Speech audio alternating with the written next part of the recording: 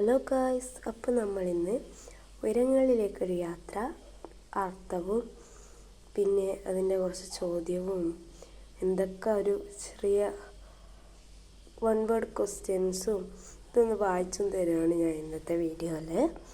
അപ്പോൾ ഒരു യാത്ര കൂടിയായാലോ മക്കളെ, ഉയരങ്ങളിലേക്കൊരു യാത്ര.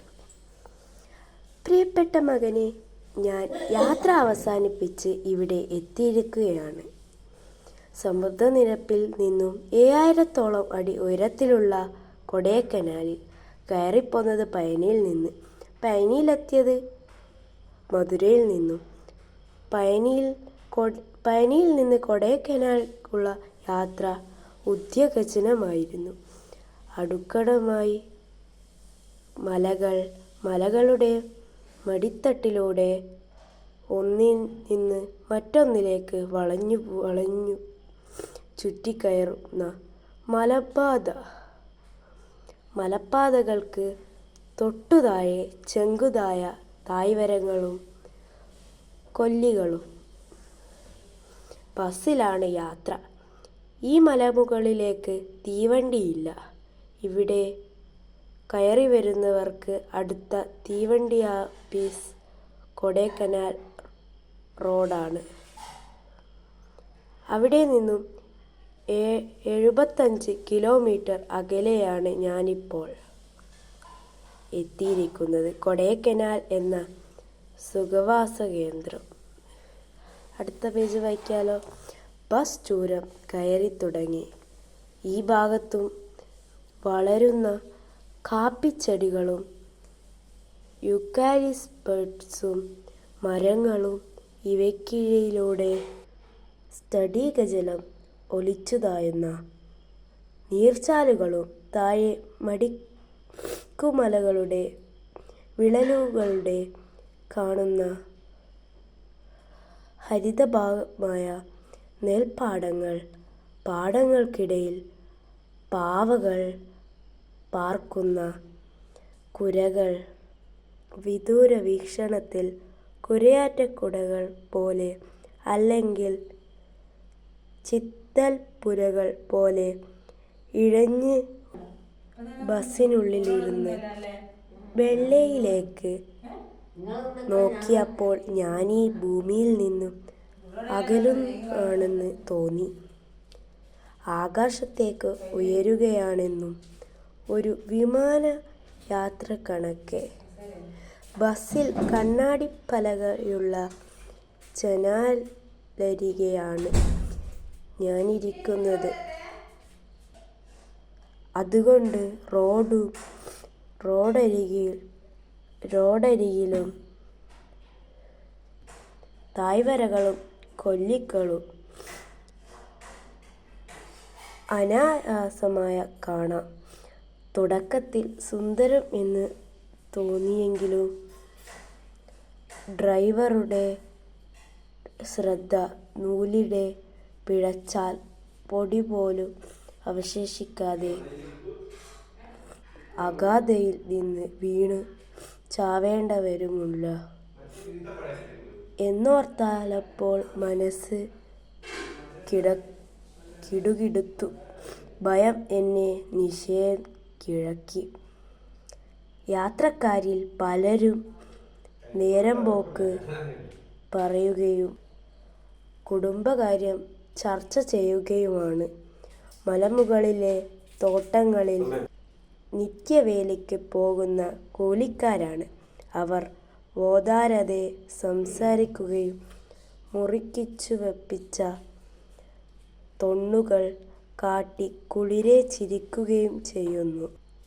അകലെയെങ്ങോ പാറക്കൂട്ടങ്ങൾക്ക് ഇടയിലൂടെ ഒഴുകിത്താഴുന്ന നീരൊഴുക്കിൻ്റെ മന്ദമധുരമായ സംഗീതം.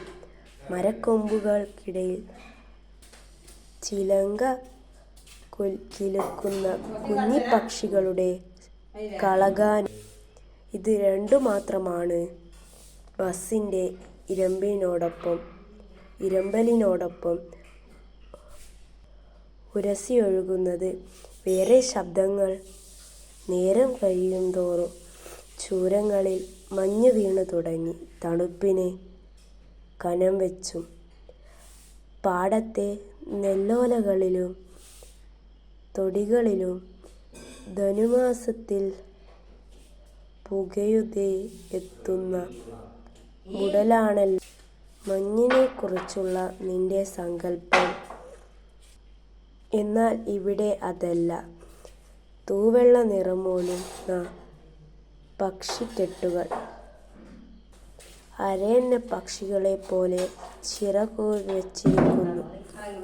കൈയെത്താവുന്ന അകലത്തിൽ പൊതിഞ്ഞു നിന്നുകൊണ്ട് ചുറ്റി പറക്കുന്നു.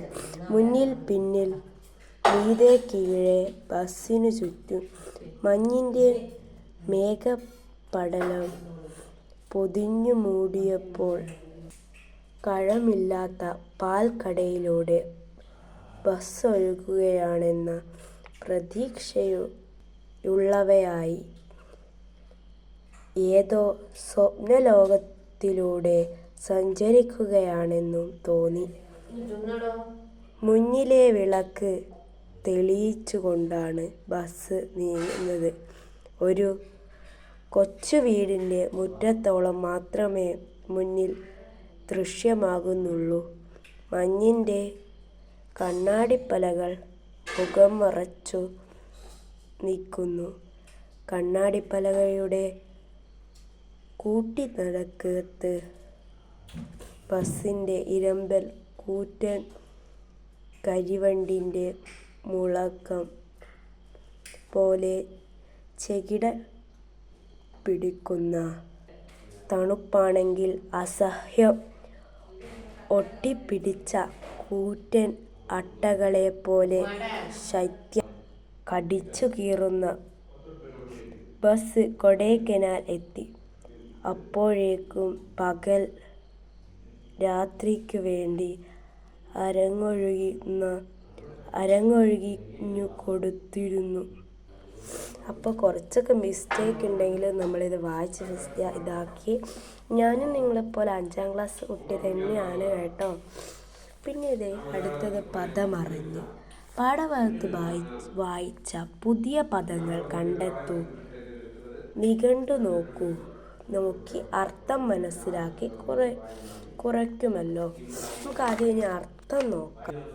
നമ്മുടെ പേജ് നമ്പർ 61 ഇതാണ് ഉയരങ്ങളിലേക്കുള്ള യാത്ര എന്നതിലെ അർത്ഥം. ചിലവരൊക്കെ അത് കഴിഞ്ഞിട്ട് നമുക്കിത് ഉണ്ണിയുടെ വിമാനം എന്ന ചാപ്റ്റർ ഉണ്ട്. അപ്പോൾ എല്ലാവരും വിചാരിക്കും അതിൻ്റെയാണിത്. ഒരിക്കലുമല്ല. ഇതേ നമുക്ക് അർത്ഥം വായിച്ചു നോക്കാം. അഗാധത, ആഴം. നമ്മൾ വേറൊക്കെ പഠിച്ചില്ല. അഗാധത.